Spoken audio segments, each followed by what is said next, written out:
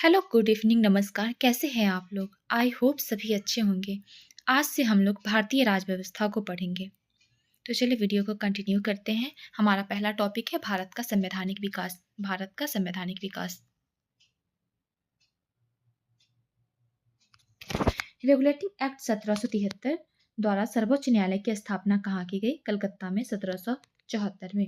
Regulating act 1773 के द्वारा सर्वोच्च न्यायालय की स्थापना कलकत्ता में 1774 में की गई, वारेन हेस्टिंग के समय में।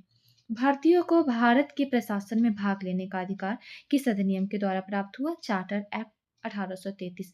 चार्टर एक्ट 1833 द्वारा भारत के प्रशासन में भाग लेने के लिए सबसे पहले भारतीयों को अधिकार मिला।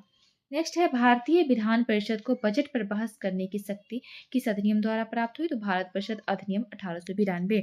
भारतीय विधान परिषद को बजट पर बहस करने की शक्ति भारत परिषद अधिनियम 1892 द्वारा प्राप्त हुई।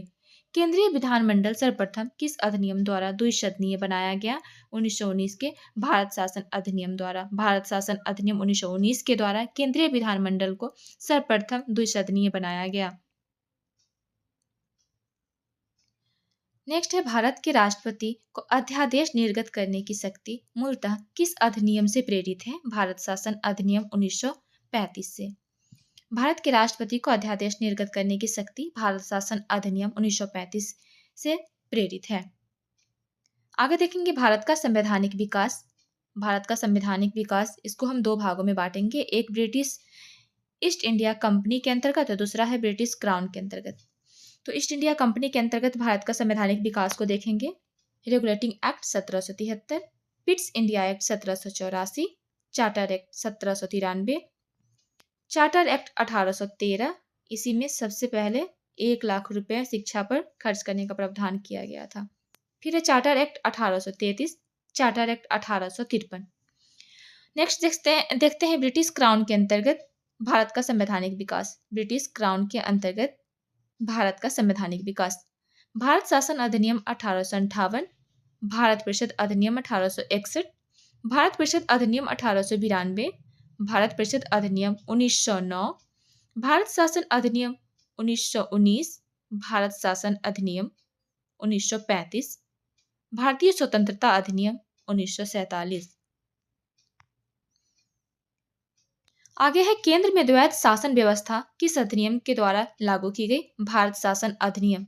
भारत शासन अधिनियम के द्वारा केंद्र में द्वैध शासन व्यवस्था लागू की गई। ब्रिटिश भारत में किस अधिनियम में संघीय शासन का प्रावधान था? भारत शासन अधिनियम। ब्रिटिश भारत में किस अधिनियम में संघीय शासन का प्रावधान था? तो भारत शासन अधिनियम, जो कि 1935 का था। इसमें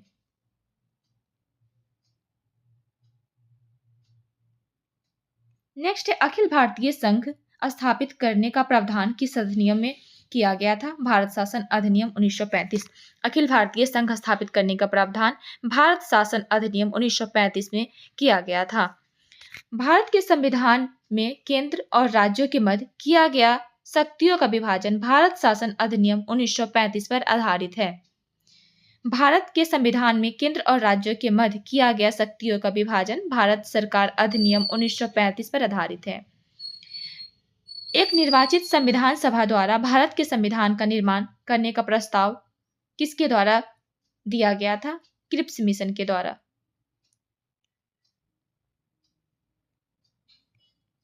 भारतीय संविधान सभा का गठन किसके अंतर्गत किया गया था? कैबिनेट मिशन, जो कि 1946 का था, उसके अंतर्गत। भारतीय संविधान सभा का गठन कैबिनेट मिशन 1946 के अंतर्गत किया गया था। कैबिनेट मिशन द्वारा प्रस्तुत योजना के अनुसार संविधान सभा में प्रांतों के प्रतिनिधियों का निर्वाचन किस अनुपात में था? तो 10 लाख की जनसंख्या पर एक सदस्य। कैबिनेट मिशन के द्वारा प्रस्तुत योजना के अनुसार संविधान सभा में प्रांतों से प्रतिनिधियों का निर्वाचन 10 लाख की जनसंख्या पर एक सदस्य के अनुपात में था। भारतीय संविधान का निर्माण करने वाली संविधान सभा के सदस्यों का चुनाव किसके द्वारा किया गया था? तो विभिन्न प्रांतों के विधानसभाओं द्वारा। नेक्स्ट है अंतरिम सरकार वर्ष 1946। सदस्य और धारित विभाग, यानी उनके द्वारा जो विभाग ग्रहण किया गया था उसके बारे में दिया गया है। अंतरिम सरकार 1946, जवाहरलाल नेहरू, राष्ट्रमंडल संबंध तथा विदेशी मामले। सरदार वल्लभ भाई पटेल को गृह सूचना एवं प्रसारण मंत्रालय मिला था। डॉक्टर राजेंद्र प्रसाद खाद्य एवं कृषि विभाग। जॉन मथाई को उद्योग और नागरिक आपूर्ति विभाग मिला था। जगजीवन राम को श्रम विभाग मिला था। सरदार बलदेव सिंह को रक्षा मंत्रालय, लियाकत अली को वित्त विभाग, सी राजगोपालाचारी को शिक्षा एवं कला विभाग दिया गया था। भारत शासन अधिनियम 1919 की समीक्षा के लिए वर्ष 1927 में साइमन कमीशन का गठन किया गया था। भारत शासन अधिनियम जो कि 1919 का था, इसकी समीक्षा के लिए वर्ष 1927 में साइमन कमीशन का गठन किया गया था। और साइमन कमीशन भारत कब आया था? तो 1928 में आया था। एक बार फिर से इसको देखेंगे। अंतरिम सरकार का गठन 1946, अंतरिम सरकार 1946, सदस्य और उनको कौन सा विभाग मिला था ये दिया गया है। देखते हैं। जवाहरलाल नेहरू, राष्ट्रमंडल संबंध तथा विदेशी मामले। सरदार वल्लभ भाई पटेल को गृह सूचना एवं प्रसारण मंत्रालय मिला था। डॉक्टर राजेंद्र प्रसाद को खाद्य एवं कृषि विभाग। जॉन मथाई को उद्योग एवं नागरिक आपूर्ति विभाग मिला था। जगजीवन राम को श्रम विभाग मिला था। सरदार बलदेव सिंह को रक्षा मंत्रालय, लियाकत अली को वित्त विभाग मिला था। सी राजगोपालाचारी को शिक्षा एवं कला विभाग मिला था। सी राजगोपालाचारी को क्या मिला था? शिक्षा एवं कला विभाग मिला था। अब देखते हैं भारतीय शासन अधिनियम 1919 की समीक्षा के लिए वर्ष 1927 में साइमन कमीशन का गठन किया गया था। आगे है भारत की संविधान सभा की पहली बैठक कब हुई थी? 9 दिसंबर 1946 को। भारत की संविधान सभा की पहली बैठक 9 दिसंबर 1946 को होती है, जिसमें डॉक्टर सच्चिदानंद सिन्हा को अस्थायी अध्यक्ष चुना जाता है। भारतीय संविधान का प्रथम प्रारूप ड्राफ्ट सर BN राव द्वारा तैयार किया गया था। भारतीय संविधान का प्रथम प्रारूप किसके द्वारा तैयार किया गया था? तो सर VN राव के द्वारा तैयार किया गया था। संविधान सभा का अस्थायी अध्यक्ष किसे चुना गया? डॉक्टर राजेंद्र प्रसाद को। दूसरी बैठक जो होती है, पहली बैठक 9 दिसंबर 1946 को होती है। अस्थायी अध्यक्ष चुने जाते हैं, अस्थायी डॉक्टर सच्चिदानंद सिन्हा। और जब सेकेंड मीटिंग होती है 2 दिन बाद 11 दिसंबर 1946 को, तब संविधान सभा का अस्थायी अध्यक्ष डॉक्टर राजेंद्र प्रसाद को चुना जाता है।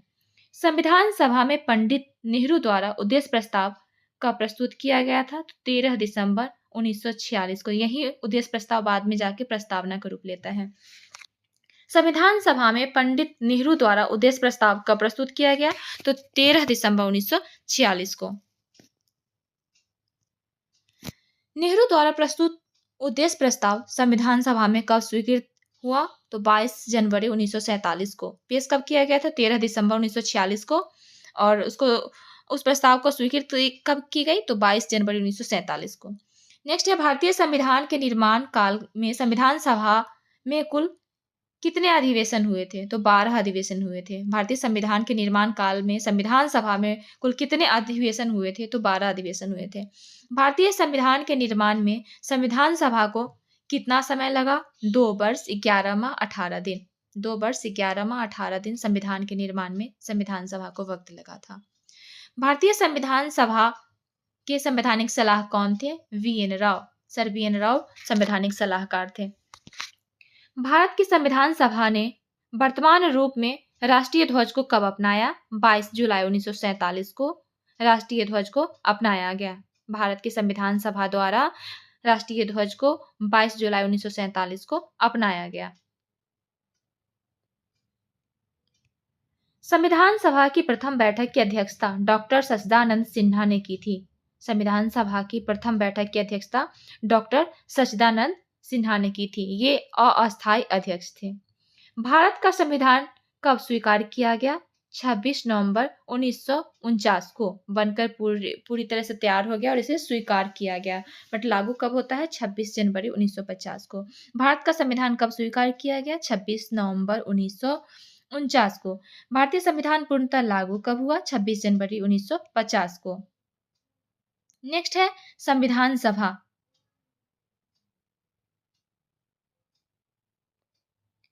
संविधान सभा 9 दिसंबर 1946 को संविधान सभा की प्रथम बैठक हुई, जिसमें डॉक्टर सच्चिदानंद सिन्हा को अस्थायी अध्यक्ष तथा 11 दिसंबर 1946 को डॉक्टर राजेंद्र प्रसाद को अस्थायी अध्यक्ष चुना गया। संविधान निर्माण का प्रारंभ 13 दिसंबर 1946 को पंडित जवाहरलाल नेहरू द्वारा प्रस्तुत उद्देश्य प्रस्ताव से हुआ, जिसे 22 जनवरी 1947 को सर्वसम्मति से स्वीकार कर लिया गया। 26 नवंबर 1949 को भारतीय संविधान अंगीकृत किया गया, जबकि 26 जनवरी 1950 को इसे पूर्णतः लागू किया गया। एक बार फिर से देखेंगे। 9 दिसंबर 1946 को संविधान सभा की प्रथम बैठक हुई, जिसमें डॉक्टर सच्चिदानंद सिन्हा को अस्थायी अध्यक्ष तथा 11 दिसंबर 1946 को डॉक्टर राजेंद्र प्रसाद को अस्थायी अध्यक्ष चुना गया। संविधान निर्माण का प्रारंभ 13 दिसंबर 1946 को पंडित जवाहरलाल नेहरू द्वारा प्रस्तुत उद्देश्य प्रस्ताव से हुआ, जिसे 22 जनवरी 1947 को सर्वसम्मति से स्वीकार कर लिया गया। 26 नवंबर 1949 को भारतीय संविधान अंगीकृत किया गया, जबकि 26 जनवरी 1950 को इसे पूर्णतः लागू कर लिया गया।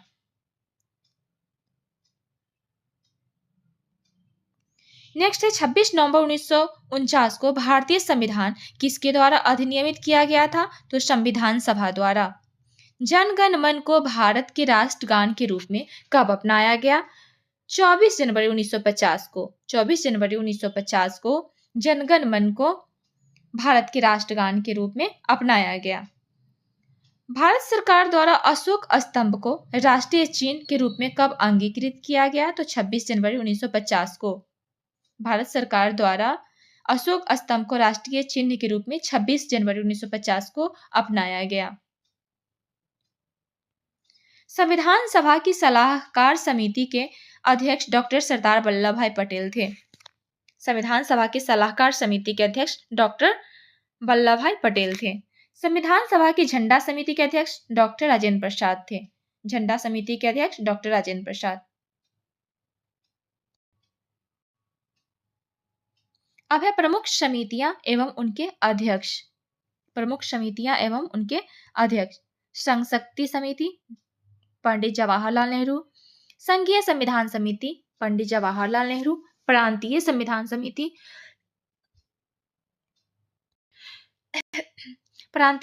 समिति सरदार वल्लभ भाई पटेल, प्रारूप समिति डॉक्टर भीमराव अंबेडकर। प्रारूप समिति बहुत इंपॉर्टेंट है। मौलिक अधिकार एवं अल्पसंख्यकों संबंधी परामर्श समिति सरदार वल्लभ भाई पटेल, प्रक्रिया नियम समिति डॉक्टर राजेंद्र प्रसाद, राज्यों के लिए समिति पंडित जवाहरलाल नेहरू, संचालन समिति डॉक्टर राजेंद्र प्रसाद। एक बार फिर से इसको देखेंगे। संघ शक्ति समिति पंडित जवाहरलाल नेहरू, संघीय संविधान समिति पंडित जवाहरलाल नेहरू, प्रांतीय संविधान समिति सरदार वल्लभ भाई पटेल, प्रारूप समिति डॉक्टर BR अम्बेडकर, मौलिक अधिकार एवं अल्पसंख्यकों संबंधी परामर्श समिति सरदार वल्लभ भाई पटेल, प्रक्रिया नियम समिति डॉक्टर राजेंद्र प्रसाद, राज्यों के लिए समिति पंडित जवाहरलाल नेहरू, संचालन समिति डॉक्टर राजेंद्र प्रसाद। संविधान सभा के कार्यों से संबंधित समिति के अध्यक्ष कौन थे? तो जीबी मावलंकर। संविधान सभा के कार्यों से संबंधित समिति के अध्यक्ष जीबी मावलंकर थे। डॉक्टर BR अम्बेडकर की अध्यक्षता में संविधान सभा की प्रारूप समिति में 6 अन्य सदस्य N Gopala Swami Ayyangar, doctor KM Munshi, BM Mitra, बाद में इनके स्थान पर N माधव राव आ गए थे। फिर अलादी कृष्णा स्वामी अय्यर, सैयद मोहम्मद सादुल्ला तथा DP खेतान, बाद में इसके स्थान पर TT कृष्णाचारी आ जाते हैं। नेक्स्ट देखते हैं। भारतीय संविधान सभा ने डॉक्टर BR अम्बेडकर की अध्यक्षता में प्रारूप समिति का गठन कब किया था? तो 29 अगस्त 1947 को। क्वेश्चन बनता है प्रारूप समिति का गठन कब किया गया? तो 29 अगस्त 1947 को। कब किया गया? 29 अगस्त 1947 को। नेक्स्ट है डॉक्टर बी आर अम्बेडकर का संविधान सभा में निर्वाचन किस प्रेसिडेंसी से हुआ था? बम्बई प्रेसिडेंसी 1947-1950 के बीच। पहले बंगाल प्रेसिडेंसी से 1946-47 में हुआ था। डॉक्टर बी आर अम्बेडकर का संविधान सभा में निर्वाचन किस प्रेसिडेंसी से हुआ था? तो बम्बई प्रेसिडेंसी से हुआ था। नेक्स्ट है, भारत का संविधान मूलतः दो भाषाओं हिंदी तथा अंग्रेजी में लिखा गया था। सभी सदस्यों ने इन दोनों प्रतियों पर हस्ताक्षर किए थे। भारत का संविधान मूलतः किन भाषाओं में लिखा गया था? तो हिंदी और अंग्रेजी में, दो भाषाओं में लिखा गया था। आगे संविधान के विभिन्न प्रावधान एवं उनके स्रोत। संविधान के विभिन्न प्रावधान एवं उनके स्रोत, इसको देखते हैं। भारतीय संविधान में मौलिक कर्तव्यों का विचार किस देश के संविधान से लिया गया है? रूस के संविधान से। भारतीय संविधान में मौलिक कर्तव्यों का विचार किस देश से लिया गया? रूस के संविधान से। मौलिक कर्तव्य रूस से लिया गया। भारतीय संविधान में राज्य के नीति निर्देशक तत्व की संकल्पना किस देश के संविधान से अभिप्रेरित है? आयरलैंड से। राज्य का नीति निर्देशक तत्व कहाँ से लिया गया? आयरलैंड से लिया गया। भारतीय संविधान की प्रस्तावना में सम्मिलित स्वतंत्रता, समानता एवं बंधुता का सिद्धांत किस देश से लिया गया? फ्रांस से। भारतीय संविधान की प्रस्तावना में स्वतंत्रता, समानता एवं बंधुता का सिद्धांत जो कि सम्मिलित है, ये कहाँ से लिया गया? तो फ्रांस से लिया गया। भारत में न्यायिक पुनर्विलोकन की संकल्पना किस देश के संविधान से ली गई है? तो संयुक्त राज्य अमेरिका से। भारतीय संविधान एक विशेष संविधान सभा द्वारा निर्मित एवं लिखित संविधान है। इस दृष्टिकोण से भारतीय संविधान अमेरिकी संविधान के समतुल्य है। भारतीय संविधान एक विशेष संविधान सभा द्वारा निर्मित एवं लिखित संविधान है। इस दृष्टिकोण से भारतीय संविधान अमेरिकी संविधान के समतुल्य है। नेक्स्ट है, भारतीय संविधान में संवैधानिक संशोधन का प्रावधान किस देश से लिया गया है? तो दक्षिण अफ्रीका से। संवैधानिक संशोधन किस देश से लिया गया है? तो दक्षिण अफ्रीका से। भारत के संविधान में सम्मिलित आपातकालीन उपबंध किस देश से लिया गया है? जर्मनी से। आपातकालीन उपबंध जर्मनी। नेक्स्ट है, शक्तिशाली केंद्र के साथ भारत की संघात्मक व्यवस्था किस देश के संविधान से प्रेरित है? कनाडा।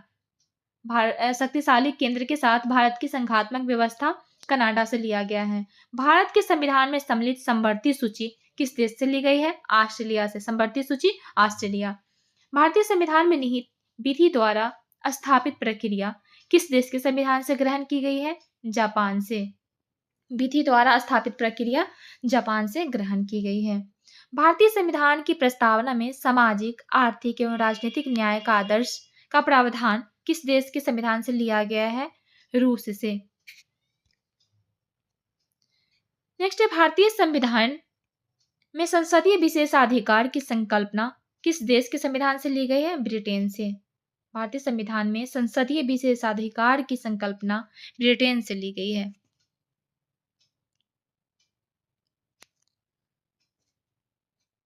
आगे, भारत के संविधान में सम्मिलित मूल अधिकार किस देश के संवैधानिक प्रावधानों से लिया गया है? तो संयुक्त राज्य अमेरिका। मूल अधिकार कहाँ से लिया गया? संयुक्त राज्य अमेरिका। अब है, विभिन्न देशों के संविधानों से लिए गए प्रावधान देश है और वहां से लिए गए जो प्रावधान है वो दिए गए हैं। इसको देखते हैं। सबसे पहले देखेंगे संयुक्त राज्य अमेरिका। संयुक्त राज्य अमेरिका से क्या क्या प्रावधान लिए गए हैं? प्रस्तावना के शब्द जैसे हम भारत के लोग, ये कहाँ से लिए गए? संयुक्त राज्य अमेरिका से। मूल अधिकार ये भी संयुक्त राज्य अमेरिका से लिए गए हैं। स्वतंत्र न्यायपालिका अमेरिका से लिए गए हैं। न्यायिक पुनरावलोकन ये भी अमेरिका से लिए गए हैं। सर्वोच्च न्यायालय एवं उच्च न्यायालय के न्यायाधीशों को पद से हटाने की प्रक्रिया जो है वो भी संयुक्त राज्य अमेरिका से ली गई है। और राष्ट्रपति पर महाभियोग, जनहित याचिका, न्यायिक पूर्वावलोकन, उपराष्ट्रपति का पद, यथोचित विधि प्रक्रिया, ये सभी संयुक्त राज्य अमेरिका से ही लिए गए हैं। नेक्स्ट है ब्रिटेन से। ब्रिटेन से क्या लिया गया है? इसको देखते हैं। ब्रिटेन से विधि का शासन, संसदीय शासन प्रणाली, एकल नागरिकता, ये भी ब्रिटेन से लिया गया है। द्विसदनीय व्यवस्था ब्रिटेन से लिया गया है। विधि निर्माण प्रक्रिया, सर्वाधिक मत के आधार पर चुनाव जीत का निर्णय, विधायिका में अध्यक्ष पद की भूमिका और संसदीय विशेषाधिकार ये सभी ब्रिटेन से लिए गए हैं। दक्षिण अफ्रीका से क्या लिए गए हैं? संविधान संशोधन की प्रक्रिया, राज्यसभा के सदस्यों का निर्वाचन, ये दक्षिण अफ्रीका से लिए गए हैं। अब नेक्स्ट है कनाडा। कनाडा से क्या लिया गया है? कनाडा के संविधान से लिया गया है सशक्त केंद्र के साथ संघीय व्यवस्था। संघीय व्यवस्था कहाँ से लिया गया? कनाडा से। शक्तियों का वितरण तथा अवशिष्ट शक्तियों का केंद्र में निहित होना, यह भी कनाडा से ही लिया गया है। केंद्र द्वारा राज्य के राज्यपाल की नियुक्ति, उच्चतम न्यायालय का परामर्शी न्यायालय, न्याय निर्णय और संघात्मक विशेषता, ये सभी कनाडा से लिए गए हैं। अब है ऑस्ट्रेलिया। ऑस्ट्रेलिया से क्या लिया गया है? समवर्ती सूची लिया गया है। सबसे मोस्ट इंपॉर्टेंट समवर्ती सूची लिया गया। बार बार क्वेश्चन पूछा जाता है कि समवर्ती सूची कहाँ से लिया गया, तो ऑस्ट्रिया से लिया गया है। नेक्स्ट है व्यापार, वाणिज्य एवं समागम की स्वतंत्रता संबंधित प्रावधान, ये भी ऑस्ट्रिया से ही लिया गया है। संसद के दोनों सदनों की संयुक्त बैठक कहाँ से लिया गया है? तो ऑस्ट्रेलिया से लिया गया है। और संविधान की भाषा, ये भी ऑस्ट्रेलिया से ही लिया गया है। संविधान की भाषा कहाँ से लिया गया? सॉरी, प्रस्तावना की भाषा तो ऑस्ट्रेलिया से लिया गया है। और संविधान का विचार कहाँ से आया था? तो अमेरिका के संविधान से आया था। आयरलैंड। आयरलैंड से राजनीति निर्देशक तत्व, राष्ट्रपति की निर्वाचन पद्धति और राज्यसभा में सदस्यों का नामांकन, ये आयरलैंड से लिया गया है। आयरलैंड से क्या क्या लिया गया है? तो राज्य के नीति निर्देशक तत्व, राष्ट्रपति की निर्वाचन पद्धति और राज्यसभा में सदस्यों का नामांकन, ये आयरलैंड से लिए गए हैं। नेक्स्ट है फ्रांस। फ्रांस से क्या लिया गया है? गणतंत्रात्मक व्यवस्था, स्वतंत्रता, समानता एवं बंधुत्व का सिद्धांत, ये सभी फ्रांस से लिया गया है। कहाँ से लिया गया? फ्रांस से। फ्रांस से क्या लिया गया है? स्वतंत्रता, समानता एवं बंधुत्व का सिद्धांत फ्रांस से लिया गया है। एवं गणतंत्रात्मक व्यवस्था, ये भी फ्रांस से ही लिया गया है। अब देखते हैं रूस। रूस से क्या लिया गया है? रूस से मूल कर्तव्य लिया गया है। सबसे पहला मूल कर्तव्य लिया गया है। इसको बहुत आप लोग एकदम बीबीआई समझिएगा। रूस से क्या लिया गया है? मूल कर्तव्य लिया गया है। प्रस्तावना में सामाजिक, आर्थिक एवं राजनीतिक न्याय का आदर्श, जो 3 प्रकार के न्याय की बात की गई है, वो भी हमारे संविधान में जिसको इंगित किया गया है, वो रूस से ही लिया गया है। नेक्स्ट है जर्मनी। जर्मनी से क्या लिया गया है? तो आपातकाल के समय मूल अधिकार का स्थगन, ये कहाँ से लिया गया है? जर्मनी से लिया गया है। जापान। जापान से क्या लिया गया? विधि द्वारा स्थापित प्रक्रिया। जापान से विधि द्वारा स्थापित प्रक्रिया लिया गया है। नेक्स्ट है भारतीय संविधान में विधि निर्माण प्रक्रिया ब्रिटेन से, जबकि विधि द्वारा स्थापित प्रक्रिया कहाँ से ली गई है? जापान से ली गई है। भारत में विधि निर्माण प्रक्रिया ब्रिटेन से, जबकि विधि द्वारा स्थापित प्रक्रिया जापान से ली गई है।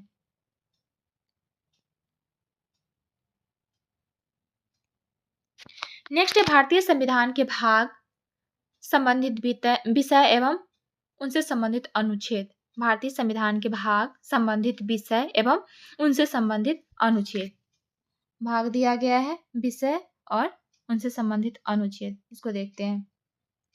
भाग 1। भाग 1 में कौन सा विषय है? तो संघ और उसका राज्य क्षेत्र। भाग 1 में क्या है? संघ और उसका राज्य क्षेत्र। किस अनुच्छेद में है? संघ और उसका राज्य क्षेत्र अनुच्छेद 1 से 4 में है। भाग 2 में नागरिकता दिया गया है। नागरिकता का जिक्र अनुच्छेद 5 से 11 में किया गया है। भाग 3 में मूल अधिकार है, जो कि अनुच्छेद 12 से 35 में दिया गया है। नेक्स्ट है भाग 4। भाग 4 में राज्य के नीति निर्देशक तत्व को लिया गया है, जो कि 36 से 51 के बीच में है। अनुच्छेद 36 से 51 के बीच में है। भाग 4 राज्य के नीति निर्देशक तत्व। नेक्स्ट है भाग 4 क। भाग 4 क में क्या है? मूल कर्तव्य। कहाँ से लिया गया है? रूस से। इसको किस अनुच्छेद में अंकित किया गया है? तो अनुच्छेद 51 क में। 51 क में। नेक्स्ट है भाग 5। भाग 5 में संघ है। 52 से लेकर अनुच्छेद 52 से लेकर 151 तक भाग 5 संघ का जिक्र है। नेक्स्ट है भाग 6। भाग 6 में क्या है? तो राज्य। अनुच्छेद 152 से लेके 237 तक। भाग 7। भाग 7 में पहली अनुसूची के भाग ख के राज्य संविधान 7वां संशोधन अधिनियम 1956 की धारा 29 और अनुसूची द्वारा निर्सित इसको अनुच्छेद 238 में इंक्लूड किया गया है। नेक्स्ट है भाग 8। भाग 8 में क्या है? केंद्र शासित प्रदेश का जिक्र भाग 8 में किया गया है, अनुच्छेद 239 से 242 तक। नेक्स्ट है भाग 9। भाग 9 में क्या है? पंचायतें। पंचायत के लिए कौन सा अनुच्छेद है? तो अनुच्छेद 243 से 243 9 तक। नेक्स्ट है भाग 9 क। नगर पालिका का जिक्र है, अनुच्छेद 243 त से लेके अनुच्छेद 243 य 6 तक। नेक्स्ट है भाग 9 ख। भाग 9 ख में सहकारी समिति का जिक्र किया गया है, जो कि अनुच्छेद 243 य ज से लेके अनुच्छेद 243 य 9 तक है। नेक्स्ट है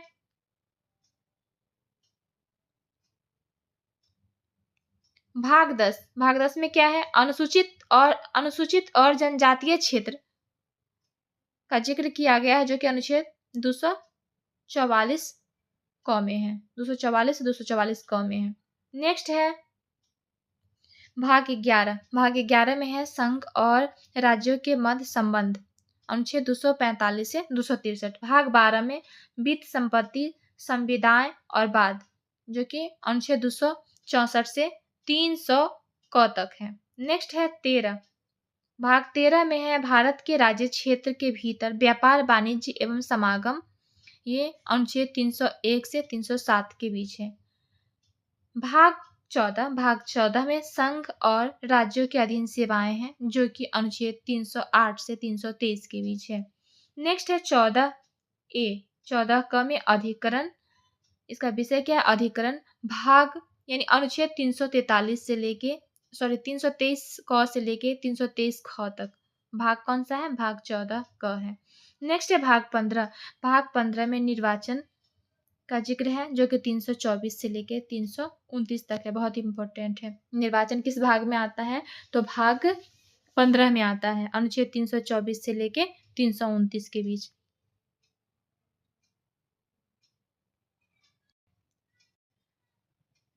नेक्स्ट है भाग 16। भाग 16 कुछ वर्गों के संबंध में विशेष उपबंध, अनुसूचित जातियों, अनुसूचित जनजातियों, पिछड़े वर्गों एवं आंग्ल भारतीयों के संबंध में विशेष उपबंध है, जो कि अनुच्छेद 330 से 342 के बीच है। अनुच्छेद 16 में क्या है? तो कुछ वर्गों के संबंध में विशेष उपबंध है, अनुसूचित जातियों, अनुसूचित जनजातियों, पिछड़े वर्गों एवं आंग्ल भारतीयों के संबंध में विशेष उपबंध है, जो कि अनुच्छेद 330 से 342 के मध्य है। नेक्स्ट है भाग 17। राज्य भाषा का जिक्र इसमें किया गया। भाग 17 में राज्य भाषा है, अनुच्छेद इसके लिए 343 से 351 क है।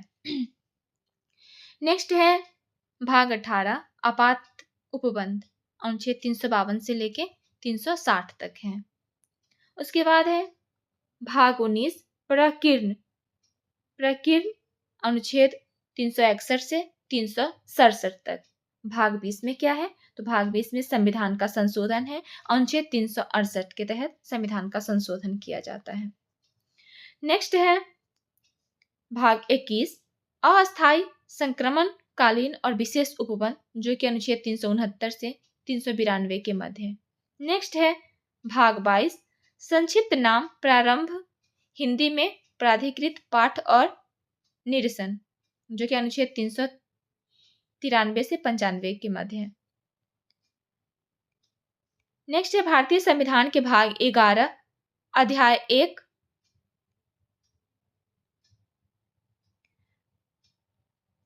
संघ और राज्यों के मध्य विधायी संबंधों को दर्शाता है। एक बार फिर से देखेंगे, भारतीय संविधान के भाग 11 का अध्याय 1। भारतीय संविधान के भाग 11 के अध्याय 1 संघ और राज्यों के मध्य विधायी संबंधों को दर्शाता है।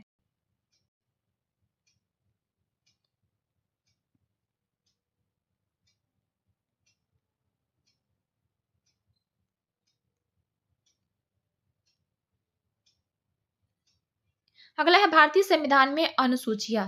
भारतीय संविधान में अनुसूचियां। भारत के मूल संविधान में कुल कितनी अनुसूची है?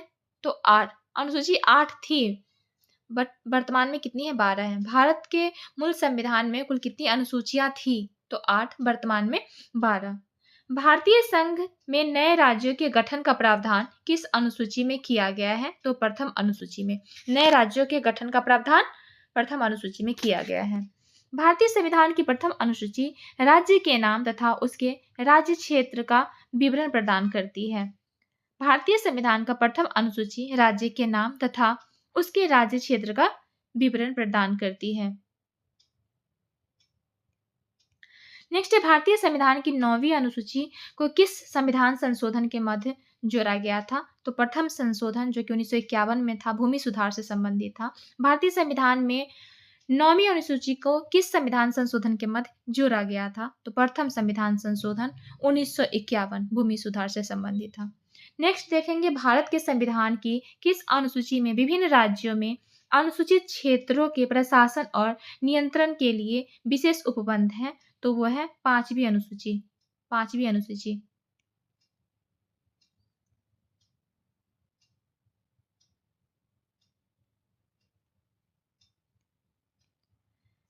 सरकारों द्वारा शुल्क एवं कर लगाने का अधिकार संविधान की किस अनुसूची में उल्लिखित है? तो 7वीं अनुसूची में। सरकारों द्वारा शुल्क एवं कर लगाने का अधिकार 7वीं अनुसूची में उल्लिखित है। राज्य भूमि सुधार अधिनियम को संवैधानिक सुरक्षा प्रदान करने हेतु इसे किस अनुसूची में सम्मिलित किया गया? तो 9वीं अनुसूची में। राज्य भूमि सुधार अधिनियम को संवैधानिक सुरक्षा प्रदान करने हेतु इसे किस अनुसूची में सम्मिलित किया गया? 9वीं अनुसूची 1951 में भूमि सुधार से संबंधित था। 10वीं अनुसूची दल बदल से संबंधित है।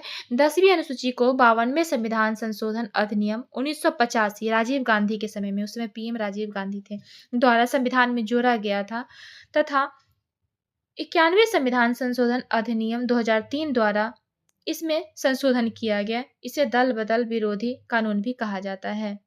एक बार फिर से देखेंगे, 10वीं अनुसूची को 52वें संविधान संशोधन अधिनियम 1985 राजीव गांधी के समय में संविधान में जोड़ा गया था तथा 91वें संविधान संशोधन अधिनियम 2003 द्वारा इसमें संशोधन किया गया और इसे दल बदल विरोधी कानून भी कहा जाता है। नेक्स्ट है, अंग्रेजी जो कि भारत में बोली जाने वाली एक प्रमुख भाषा है, परंतु इसे संविधान की 8वीं अनुसूची में शामिल नहीं किया गया है। वेरी इंपॉर्टेंट है, इसको याद रखिएगा। अंग्रेजी जो कि भारत में बोले जाने वाली एक प्रमुख भाषा है, परंतु इसे संविधान की 8वीं अनुसूची में शामिल नहीं किया गया है। 8वीं अनुसूची में 22 भाषाओं का जिक्र किया गया है, ध्यान रखिएगा आप लोग। नेक्स्ट है, अनुसूचियों का संक्षिप्त विवरण। अनुसूची, संबंधित विषय और संबंधित अनुच्छेद। अब देखेंगे पहली अनुसूची। पहली अनुसूची में क्या है? राज्यों, संघ राज्य क्षेत्रों एवं नाम एवं उनकी सीमाएं, अनुच्छेद 1 से लेकर 4 के बीच। दूसरी अनुसूची में क्या है? दूसरी अनुसूची में राष्ट्रपति, राज्यपाल, लोकसभा, राज्य विधानसभाओं के अध्यक्ष और उपाध्यक्ष, राज्यसभा, राज्य विधान परिषदों के सभापति और उपसभापति, सर्वोच्च न्यायालय, उच्च न्यायालय के न्यायाधीश, भारत का नियंत्रण एवं महालेखा परीक्षक, पदाधिकारियों के वेतन, भत्ते तथा पेंशन आदि से जुड़े प्रावधान, ये दूसरी अनुसूची में है। इसके लिए अनुच्छेद है, अनुच्छेद 59(3), अनुच्छेद 65(3), अनुच्छेद 75(6), अनुच्छेद 97, अनुच्छेद 125, अनुच्छेद 148 सबसेक्शन 3, अनुच्छेद 158(3), अनुच्छेद 164(5), अनुच्छेद 186, अनुच्छेद 221। यानी पहली अनुसूची में क्या है? तो संघ और राज्य क्षेत्र। दूसरी अनुसूची में क्या है? तो वेतन और भत्ते का जिक्र किया गया है। तीसरी अनुसूची में क्या है? तो संविधान की तीसरी अनुसूची में संघ राज्य मंत्री, संसद, राज्य विधानमंडल के सदस्य व चुनावों के प्रत्याशी, न्यायाधीश आदि द्वारा ली जाने वाली शपथ या प्रतिज्ञानों के प्रारूप दिए गए हैं। यानी तीसरी में क्या है? तो शपथ, यानी तीसरी अनुसूची में क्या है? शपथ का जिक्र किया गया है। जो भी संवैधानिक पद है उनके शपथों की जिक्र की गई है। नेक्स्ट देखेंगे चौथी अनुसूची। चौथी अनुसूची में राज्य और संघ राज्य क्षेत्रों के लिए राज्यसभा में स्थानों का आवंटन, ये चौथी अनुसूची में है। सीटों का बंटवारा किस में है? चौथी अनुसूची में, अनुच्छेद 4। अनुच्छेद 4 में है, सबसेक्शन 1, अनुच्छेद 4 सबसेक्शन 1 और 80(2) में है। 5वीं अनुसूची में क्या है? तो 5वीं अनुसूची में अनुसूचित क्षेत्रों व जनजातियों के प्रशासन का नियंत्रण से जुड़े प्रावधान हैं, जो कि अनुच्छेद 244 1 में है। नेक्स्ट है छठी अनुसूची। छठी अनुसूची असम, मेघालय, त्रिपुरा, मिजोरम राज्यों के जनजातीय क्षेत्रों के प्रशासन से संबंधित उपबंध छठी अनुसूची में किया गया है। छठी अनुसूची में क्या है? तो असम, मेघालय, त्रिपुरा और मिजोरम राज्यों के जनजातीय क्षेत्रों के प्रशासन से संबंधित उपबंध किसमें है? छठी अनुसूची में है। अनुच्छेद इसके लिए 244 2 और 275 1।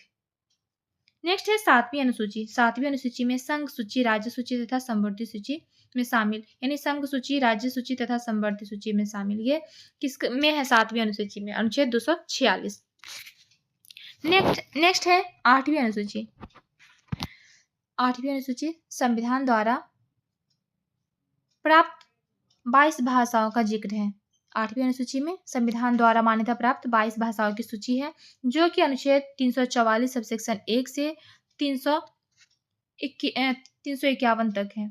8वीं अनुसूची 22 भाषाओं का जिक्र किया गया है और 344 1 से 351 के मध्य।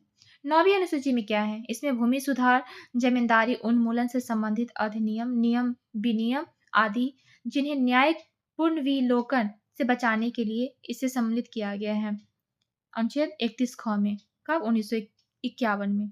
10वीं अनुसूची किससे संबंधित है? दल बदल, 1985। 10वीं अनुसूची दल बदल के आधार पर संसद और विधानसभा के सदस्यों की निर्भरता से संबंधित उपबंध है, जो कि अनुच्छेद 102 सबसेक्शन 2 और 191 सबसेक्शन 2 तक कहा गया है। नेक्स्ट है 11वीं अनुसूची। 11वीं अनुसूची पंचायतों की शक्तियों व उत्तरदायित्व का निर्धारण। 11वीं अनुसूची में क्या है? पंचायतों का जिक्र किया गया है, पंचायती राज से संबंधित है 11वीं अनुसूची। इसके लिए अनुच्छेद कौन सा है? तो अनुच्छेद 243 6 है। नेक्स्ट है 12वीं अनुसूची। 12वीं अनुसूची नगर पालिकाओं से संबंधित है। 12वीं अनुसूची नगर पालिकाओं की शक्ति व उत्तरदायित्व निर्धारण से संबंधित है, अनुच्छेद 243 ब, यानी 12वीं अनुसूची में क्या है? नगर पालिका। 11वीं में क्या है?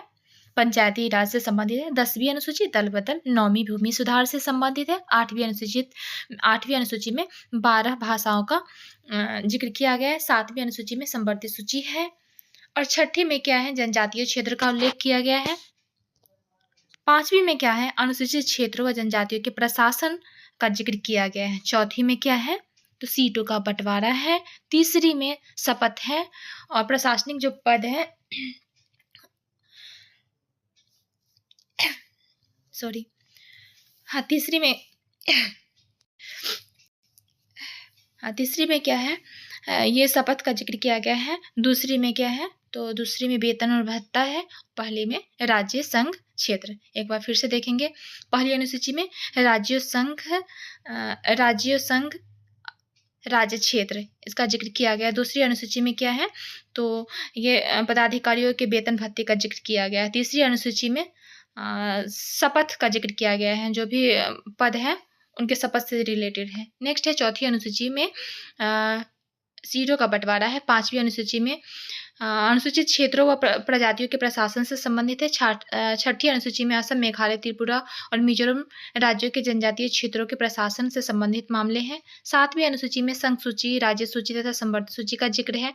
8वीं अनुसूची में 22 भाषाओं का जिक्र किया गया। 8वीं अनुसूची में 22 भाषाओं का जिक्र किया गया, भाषा से संबंधित है। 9वीं अनुसूची भूमि सुधार से है, जो कि 1951 में लाया गया था। और 10वीं अनुसूची दल बदल से संबंधित है। 11वीं अनुसूची पंचायती राज। 12वीं अनुसूची नगर पालिकाओं से संबंधित है। नेक्स्ट देखेंगे 8वीं अनुसूची में सिंधी भाषा 21वें संविधान संशोधन अधिनियम 1967 द्वारा जोड़ी गई थी। 8वीं अनुसूची में सिंधी भाषा 21वें संविधान संशोधन अधिनियम 1967 द्वारा जोड़ी गई थी।